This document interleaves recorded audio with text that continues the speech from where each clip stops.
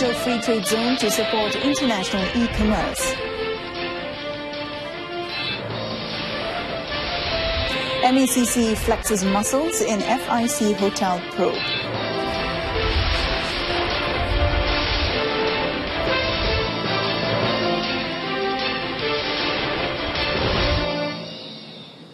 Hello and good evening. I'm MOHANA. Welcome to News on 2.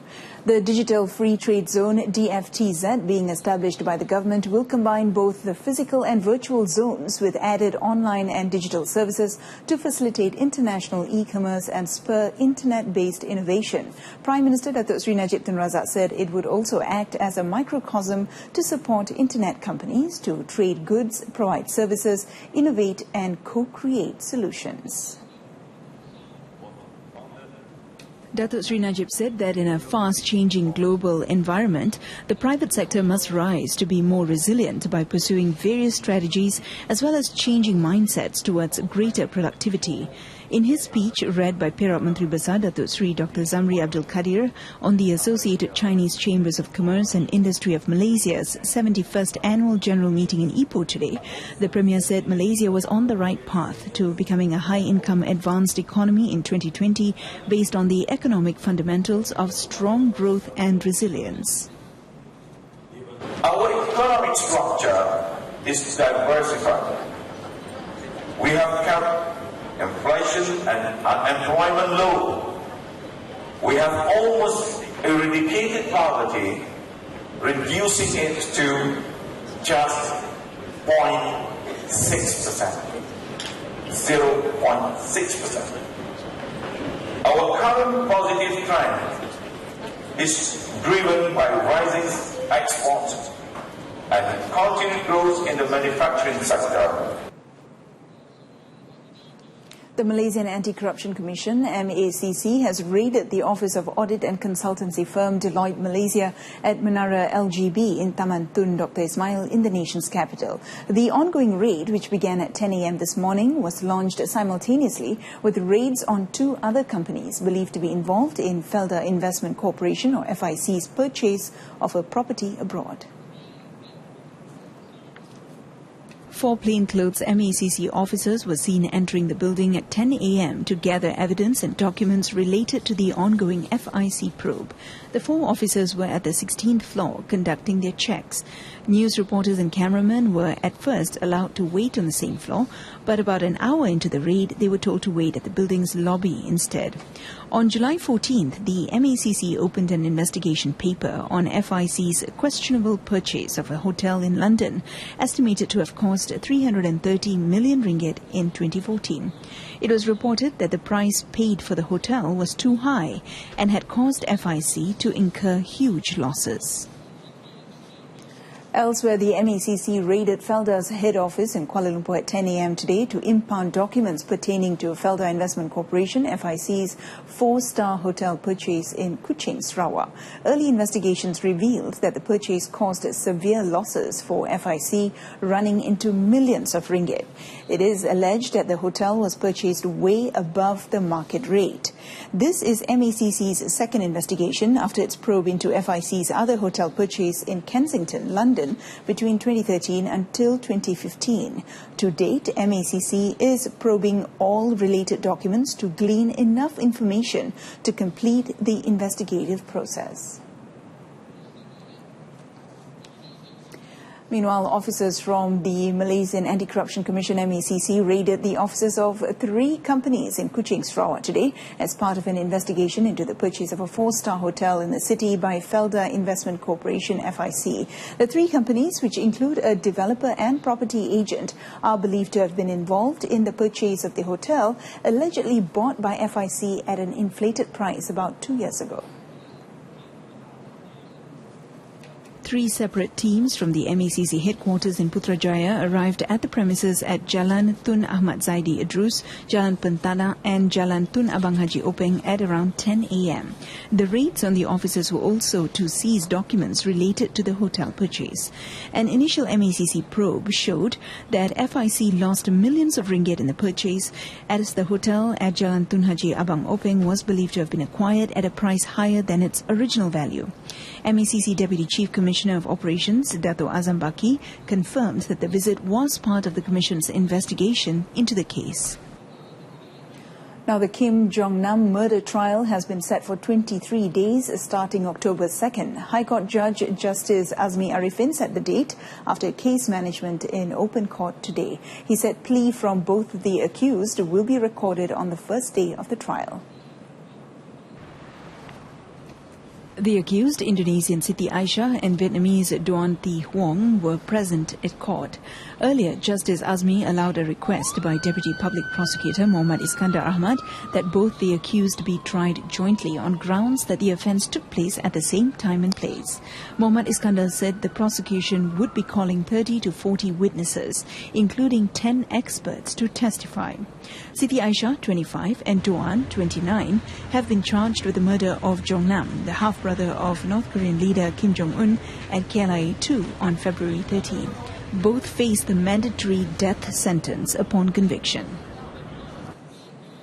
Now, police have recovered some 3 million ringgit worth of jewellery from a robbery gang in a raid at a house in Dengkil, Selangor. Speaking in Shah Alam, Selangor, Police Chief Dato' Mazlan Mansor revealed that the gang members were behind 8 heists at goldsmith shops in the state since 2015, hauling away about 15 million ringgit worth of jewellery.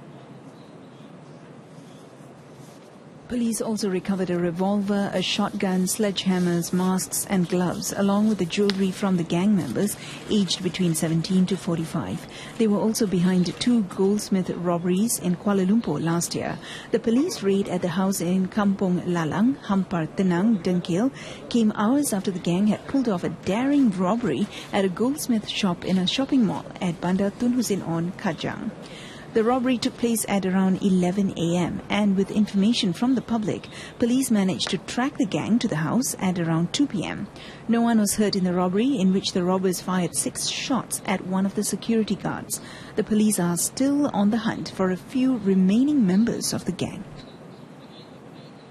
Meanwhile, police smashed a bogus money-lending syndicate involved in 35 fraud cases nationwide, cheating customers of over 266,000 ringgit in non-existent loans. During the raid at a condominium in Bukit Jalil, police arrested 5 of the syndicate operatives, including a woman, all aged between 23 to 27 years old. Kuala Lumpur Commercial Crime Investigation Department Chief Assistant Commissioner Muhammad Lufti Ismail Abdullah disclosed that the syndicate's modus operandi was to advertise through the newspapers, short messaging service, SMS and social media platforms. Dia bila disuruh untuk memasukkan wang bagi proses ataupun untuk bayaran peguam, ini dia punya catch. Supaya ini adalah satu pinjaman yang tidak wujud. The syndicate was believed to be active since early this year. The raid yielded a cash haul of 7,655 ringgit, 14 mobile phones, 5 ATM cards, a passport and a luxury vehicle. Police are also hunting for other syndicates using the same modus operandi. Elsewhere, police arrested 6 people in a raid on an illegal cyber cafe in Seremban Negeri Sembilan recently. In the Ops Dadu Sepadu raid, police arrested 2 Muslim male customers, one whom is a civil servant, suspected of committing an offence under Section 79A of the Sharia Criminal Enactment 2004, either for gambling or found in the gambling premises. The arrest was carried out by the Enforcement Division of the Negeri Sembilan Religious Affairs Department and the Negeri Sembilan Police Headquarters D7 Squad. All gambling equipment and money were confiscated by police and the cyber cafe shut down. An Indonesian woman and 3 Bangladeshis suspected of guarding the premises were detained for investigations. They were taken to the Sikamat police station for further action. PDRM had previously raided the same premises during Op Tutup to curb cyber gambling activities. Nonetheless, they boldly began their operations again. Now, the 4 men arrested over the Molotov cocktail attack on the Kuala Muda Police Headquarters have been released on police bail. Kuala Muda District CID Chief Deputy Superintendent 1 Azharuddin 1 Ismail said they were allowed bail by police today. The suspects aged 25 to 41 were arrested on July 23rd and initially remanded until July 26th, and this was extended for another 2 days until today, July 28th. At 3:35 a.m. on July 22nd, two men threw a Molotov cocktail at the police headquarters, apparently in retaliation to the recent arrests of their gang members. State CID Chief Senior Assistant Commissioner Mayor Faridal Atrash Wahid said that two men on a motorcycle were seen trying to hang a banner onto the main gate of the police station, which was closed at the time. He added that one of them hurled the petrol bomb as they sped off on the bike after a police corporal tried to approach them. Meanwhile, police obtained a 6-day remand extension against a teenager from Sungai Laya detained last week for allegedly raping his 3 younger sisters. Kuala Muda Deputy Police Chief Superintendent Saifi Abdul Hamid said the Sungai Petani Magistrates Court allowed the remand extension application from today until August 2nd for further investigation. The original week-long remand order granted on the 18-year-old boy last Saturday expires today. The teen, the third of 12 siblings, was detained last Friday when he turned up at the district police headquarters following a police report lodged by his mother that he had allegedly raped his 8-year-old sister. The teen is also being investigated for alleged sexual assault on 2 other sisters, aged 9 and 14. A preliminary medical examination by doctors confirmed that 2 of the girls, aged 8 and 14, had been raped. Police are still waiting for the full medical examination report from doctors at the hospital Sultan Abdul Halim. The case is being investigated under Section 376, subsection B of the Penal Code.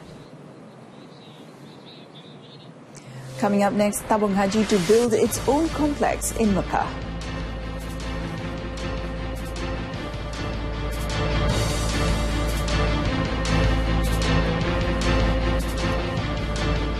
Welcome back. Lembaga Tabung Haji is in the process of identifying a suitable location to build its own complex in Mecca, Saudi Arabia, to better serve Malaysian pilgrims in the Holy Land. Tabung Haji Chairman Datuk Sri Abdul Aziz Abdul Rahim said the process is due to be finalised by the end of this year to allow construction work to commence immediately. According to Datuk Sri Abdul Aziz, the building of a Tabung Haji complex in Mecca would enable it to save money on accommodation costs, as well as making it easier for its personnel to conduct various activities for Malaysian pilgrims. He added that Tabung Haji officials have been constantly in touch with the Saudi government to ensure that the building of the complex can be realised. Pada kita bayar beratus juta sewa, baik kita beli bangunan, buat bangunan sendiri. Bangunan tu hak milik Tabung Haji untuk 100 tahun ataupun mungkin dengan izin Allah dia bagi terus bidang tanah tu kepada kita. He was met after officiating the Rantau Panjang UMNO branch cluster meeting in Lubuk Jong, Pasir Mas, Kelantan. The Negeri Sembilan state government has approved 2 million ringgit for the Taman Permai Seremban Slope Restoration Project. According to Negeri Sembilan Menteri Besar Datuk Seri Muhammad Hassan, given the critical nature and public safety concerns, the project will be awarded via direct negotiations and not through the tender process. The project, which began on July 17th, is due to be completed on August 28th. Although initial costings of the project was estimated at 2 million ringgit, the contractor now only requires 1.4 million ringgit to complete the project. The contractor can also complete the project ahead of time, as they are employing the efficient rock toe and closed turfing method.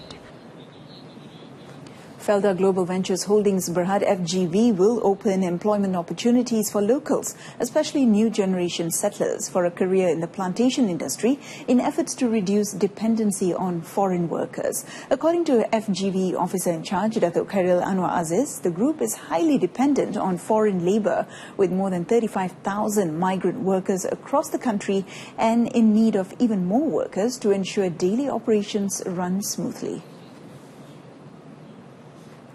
Datuk Khairil, who is also a Felda settler's son, said it was not easy to change the new generation's negative perception towards a career in the plantation sector, but FGV will remain committed to encouraging and giving priority to local people. Historically, Felda was established by locals to develop the jungle into a major commodity industry in Malaysia.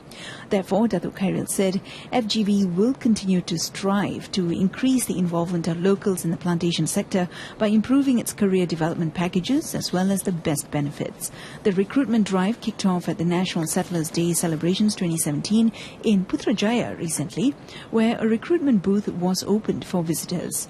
The drive will continue at FGV's plantation offices in Beras Selatan 1, Pahang on August 8th, Tun Razak Research Centre, Jengka, Pahang on August 10th, Besut 7, Trola, Perak on August 15th, and Chiku 8, Chiku, Kelantan on August 17th. Chief Secretary to the Government Tan Sri Dr. Ali Hamzah has been appointed member of the United Nations Committee of Experts on Public Administration, CEPA, for the 2018 to 2021 term. The appointment was confirmed by the United Nations Economic and Social Council, ECOSOC, at the UN headquarters in New York on Wednesday. Meanwhile, in a statement, the Prime Minister's office said this appointment is an acknowledgement and recognition from the UN on the success of Malaysian Prime Minister Datuk Sri Najib Tun Razak's National Transformation Policy and Government Transformation Programme, translated through an efficient and dynamic Malaysian public service. Datuk Sri Najib himself congratulated Tan Sri Dr. Ali via Twitter, a recognition of Malaysia's inclusive policies. CEPA was established by ECOSOC and comprises 24 members who meet annually at the UN headquarters, and the committee is responsible for the promotion and development of public administration and governance among member states. Sprint sensation Khairul Hafiz Jantan anchored the national 4x100 meters relay quartet to a new national record of 39.62 seconds at the Vietnam Open in Ho Chi Minh City yesterday, led off by 2016 National Schools double sprint gold medalist Haikal Kanafi. Second and third runners Jonathan Nyepa and Badrul Hisham Manap combined to hand off the baton to Khairul to bring the team home first across the final. The quartet improved on the previous mark of 39.67 seconds set by Jonathan Izzuddin Yahya, Harith Amar Sobri and Nixon Kennedy at the 2015 SEA Games in Singapore. This is the second national record in which Khairul has had a hand in breaking, and in as many weeks after running 20.9 seconds in the 200 meters at the Malaysian Open. Even more impressive is the fact that the record set by the Malaysians came without any pressure as they blitzed the field with the second-place team, Bo Chung An, trailed by a distant 0.95 of a second. And that concludes this evening's news on 2. In our top story today, MACC flexes muscles in FIC hotel probe. Join us again at 12:30 tomorrow afternoon. I'm MOHANA. Thanks for watching.